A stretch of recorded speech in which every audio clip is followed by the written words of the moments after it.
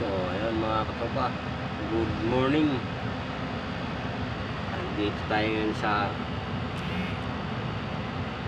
puro kadagat-dagatan, Caloocan.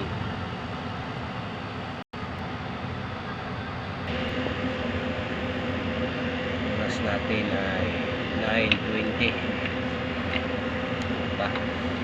Mamayang hapon pa tayo nito diriskargahin mga katropa dahil wala pa, hindi pa na-check ng doktor yung pangarga namin kasi yung doktor may hapon pa darating. Ito lang muna tayo sa loob ng kontro nating truck. Kami dito nakapilaw.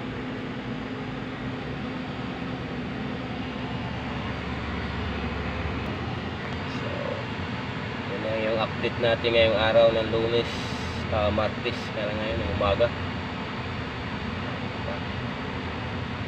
Salamat sa inyong panonood mga kasama.